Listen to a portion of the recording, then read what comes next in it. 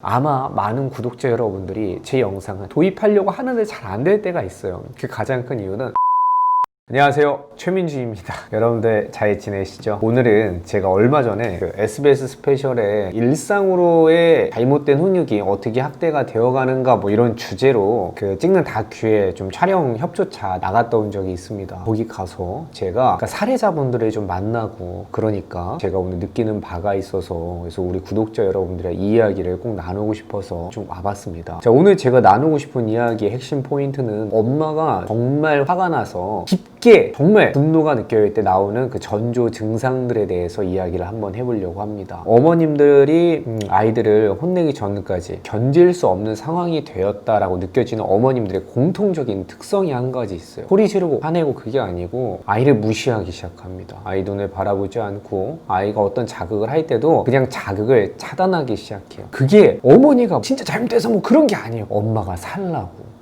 엄마가 죽을 것 같으니까, 내가 이 아이한테 너무 많이 공격을 받으니까 엄마가 한번 아이한테 쏟아내기 전에는 그 수많은 전조 증상들이 있습니다. 반드시 무엇이 있냐? 과잉 존중이 있습니다. 아이를 아이로 인정하지 않고 너무 어른으로 생각하고 모든 걸 존중하면 반드시 그거에 대한 대가를 치르게 돼요. 여러분들, 아이는 아직 아이입니다. 근데 우리가 하면 안 되는 걸 정확히 제지하지 않았을 때 이 아이는 끊임없이 엄마가 어디까지 참는지를 보기 위해서 여러분의 선을 넘어 들어가는 그런 상황들을 목격하게 될 겁니다. 우리는 그때 반드시 제지할 수 있어야 됩니다. 그래서 제가 여러분들에게 한 3가지 내가 아이를 가르치다가 그 선을 내가 넘지 않기 위해서 이해하시고 있어야 되는 핵심적인 3가지만 한번 설명을 해보도록 하겠습니다. 첫 번째, 여러분들 어느 순간에도 이 아동을 아동으로 이해해야 됩니다. 아동의 본질은 미숙함이고 불확실성이고 그들은 매일같이 엄마를 도발하고 도전하는 존재인 게 그게 당연하고 그들의 임무라고 생각하셔야 됩니다. 그러니까 이들에겐 무엇이 필요하냐? 과잉 존중이 아니라 정확한 통제와 선을 가늠시켜주는 그런 정리해주는 교육자가 필요합니다. 그러니까 이거를 하지 못했을 때 어떤 일이 벌어지냐면 아이가 끊임없이 엄마를 공격하게 되는 거예요. 본의 아니게. 어머님들이 원하는 아이와의 관계는 친구 같은 엄마인 거예요. 여러분, 아이와 친구같이 지낸다라는 건 나쁜 게 아니에요. 다만 우리가 먼저 부모다움을 회복하고 나서 그 다음에 친구 같은 관계가 되어야 된다. 두 번째는 아이는 말로 해서 안 통하는 순간이 반드시 있다라는 그 본질적인 이해가 있으셔야 된다. 종종 제가 체벌에 대해서 꼭 해야 되지 않느냐라는 질문을 받을 때가 있어요. 아동에 대한 체벌을 확신시하고 믿고 계신 분들이 계신데 아동이라는 존재를 존중만 했더니 얘네들이 절대 알아서 성숙하는 일은 별로 없더라라는 것을 현장에서 많이 목격하신 거예요. 그러니까 그 체벌을 우리가 믿게 되는 과정에 반드시 뭐가 있었다고요? 아동을 어른으로만 바라보는 과잉 존중이 반드시 존재한다는 거예요. 과잉 존중을 하다가 그러다가 믿다가 안 되니까 갑자기 이 아이를 공격하게 되는 경우, 이게 제가 생각하는 잘못된 훈육이 학대로 가는 가장 일상적인 루트인 것 같아요. 아이들은 절대 말로 해서 안 되는 단계가 있습니다. 그 단계가 왔을 때 말로 하지 않고 그렇다고 공격하지 않으면서 그 아이의 행동을 제지시킬 수 있는 정확한 물리적인 단계를 거치셔야 돼요.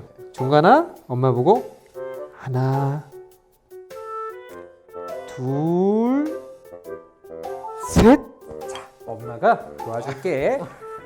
자, 3번째는 그 솔루션 사례자분들 중에서 한 분은 저희 아들TV 구독자 어머님이셨어요. 그 어머님 아마도 이 영상을 보고 계실 텐데요. VCR을 보면서 느꼈던 가장 핵심적인 아쉬움은 뭐였냐면, 어머님은 일단 아들TV 구독자셨기 때문에 우리가 갖고 있는 이론들 이런 것들 머릿속으로 이해를 하고 계셨어요. 그런데 어떤 상황이 벌어지냐면 그게 현실에서 잘 안 되는 거예요. 그게 왜 안 되는지를 VCR을 통해서 같이 봤더니 타이밍이 안 좋아요. 언제 아이를 존중해야 되고 언제 이 아이를 제지해야 되는지에 대한 부분이 아직 좀 약했어요. 아마 많은 구독자 여러분들이 제 영상을 단편적으로 하나씩 도입하려고 하는데 잘 안 될 때가 있어요. 그 가장 큰 이유는 전체를 보지 못하고 어떤 흐름으로 가는지 이해하지 못하고 하나의 기술만 흡득했을 때 생기는 문제라고 생각을 합니다. 어떤 상황이 이제 현실적으로 벌어지냐면 어머님이 아이에게 안 되는 거야 이걸 배워서 하시는데 아이 눈을 보지 않고 얘기하는 거야. 식탁에서 내려가야 올라가야지, 내려와야 돼, 다른 일을 하면서 얘기를 하게 되면 그러면 우리가 어떤 상황이 되냐면 제지는 하는데 완벽하지 않게, 그러니까 말은 하고 있는데 그 말이 이행되지 않는 경험이 아이한테 쌓일 때 이거는 굉장히 안 좋은 방향으로 흘러가기 시작해요. 아이 경험 속에 뭐가 습득이 되냐면 엄마 말을 안 들어도 전혀 아무런 문제가 없는 그 경험, 그러니까 이런 것들이 계속 나오는 거예요. 4살, 5살 아이에게 막 자아가 생겼을 때 내가 이것을 어디까지 통용이 되는지를 확인해 보려고 하는 것은 인간의 본성이고 본능이다라는 작은 진실을 마주하셨으면 좋겠어요. 그럴 때는 어떻게 해야 되냐면 어머니, 우리가 매번 아이의 눈을 바라보고 얘기할 수는 없어요. 그런데 아이가 엄마가 설거지하는데 계속 붙들고 찡얼찡얼거린다. 그러면 잠시 멈추고 아이 눈을 보고 시간을 써서 기다려야 돼. 지금 엄마가 해줄 수 없어. 조금 이따 하자. 민준아 저거 갖고 놀고 있어라고 정리하는 게 눈을 확실히 바라보고 그리고 성의껏 전달을 해야 돼요. 그런데 VCR에서 나왔던 살해자분들의 가장 특징은 뭐냐면 아예 눈을 보지 않고 얘기하고 그냥